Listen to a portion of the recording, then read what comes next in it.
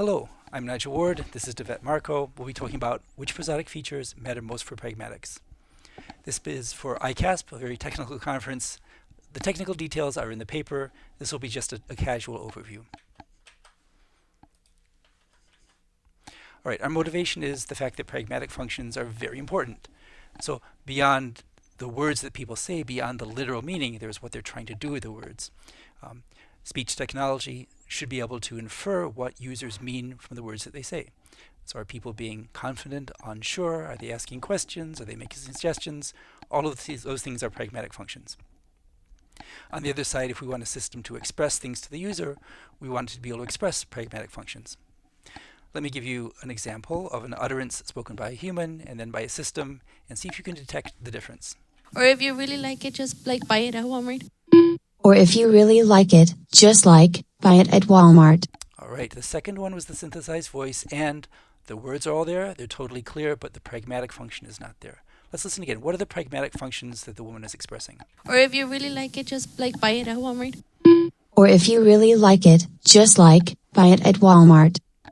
Yeah, her voice is making it clear that this is a suggestion. It's a polite suggestion. She doesn't really care one way or the other. She's being friendly. Maybe she's interested in closing out this topic and moving on to something else. All that is lacking from the synthesized voice. And this is generally true. Speech technology is just not good at pragmatics today. One of the reasons is that pragmatic functions are largely conveyed in the prosody. The prosody, not the words, but the way the words are said. And sadly, today prosody is often thought to be just about pitch. And if you're only interested in modeling pitch, you're going to miss a lot of prosody. Well, that's one of the conclusions that we arrived at. So why do we care? Why do we want better understanding of what prosodic features are important? Applications in speech synthesis, for evaluation metrics, also for design of control parameters, for learned representations, for large language models, for pre-trained models, self-supervised learned models for speech. We want to improve the evaluation of what they've really learned. For psycholinguistics and other basic research, should people studying human language focus more on pitch or more on other prosodic features? And also for language learners, how can we support them? What prosodic features should we talk to them about as they try to produce more native sounding utterances? Okay, so our game is what prosodic features are most important for pragmatics. There's been a lot of related work on measuring the contributions of different sets and subsets of prosodic features for emotion recognition and many other tasks, but nothing previous for pragmatics. So this is new. So our approach is to create a proxy task and then see how well different sets of features do on the proxy task. So our proxy task is predict pragmatic similarity judgments.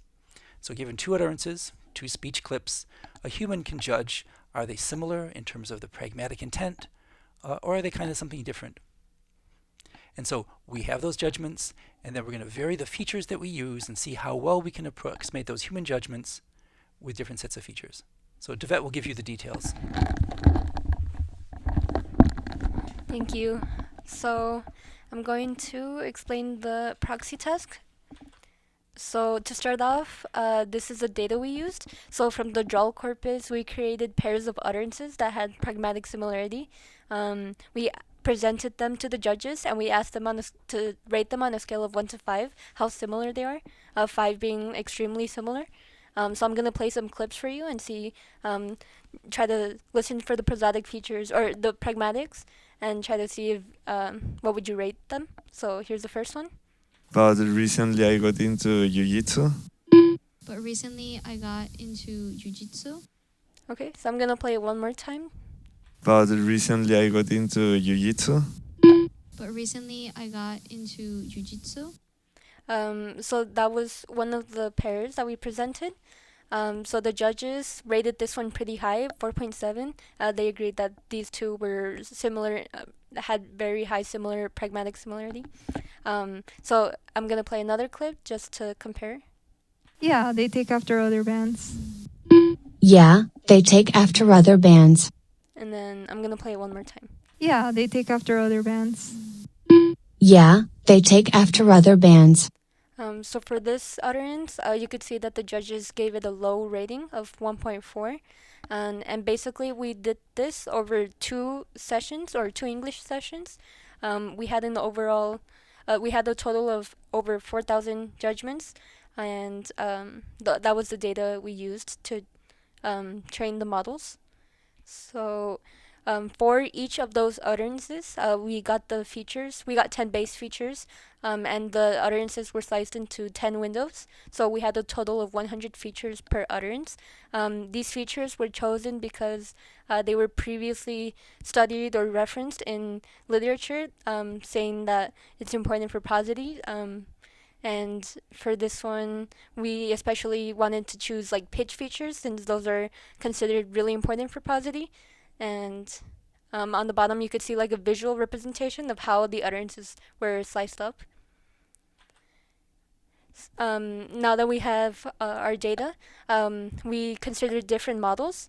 So on the left, there's some of the models that we tried. The best performing one we found was random forest regression with 100 trees. It had a correlation of 0.7 compared to the cosine over select Hubert, which was a model that was made for an interspeech paper. It performed almost as good. But since we want to analyze the features that are important, we use the random forest regression. And then I'll explain how we use those features. So for the proxy task, for the main model, or for the first model, we used all the features, but then eventually we created different models that had different subsets of features, which we did so then we could analyze which features were more important and which combination was less important, stuff like that. So the features were really studied. So now an analysis on the performance of those features. So then we had the best performing one, speaking rate, with a correlation of 0.64.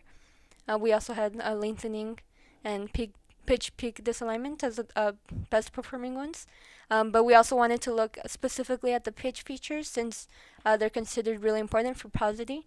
But this one had a surprisingly low correlation of 0.16. So that was surprising to us. For the time slices, we tried to see which parts of the utterances were most important. If you can see the graph, it's all over the place. So there wasn't really any specific time slice where it was like really important for the model. And I'm gonna hand it off to Dr. Ward so he could continue some more analysis. All right, thank you, Devette. So we also looked at the question of, if you only use the pitch features, where is that really a problem? In other words, we examined some pairs where the pitch-only model underperformed the all-feature model. That is to say, the pitch-only model wasn't correlating well with the human judgments. Here's an example of one of those pairs. I would like sprint in the last few seconds, even if it hurt. I would like sprint in the last few seconds, even if it hurt. Okay, so there's some pragmatic functions that are there in the human voice which are lacking from the synthesized voice. I'll play that again. I would like sprint in the last few seconds, even if it hurt. I would like sprint in the last few seconds, even if it hurt. Yeah, and across a lot of these examples, the difference between positive and negative assessment, or the difference between a turn hold and a turn yield, corrections of misunderstandings, those were things that the pitch-only model was just not picking up.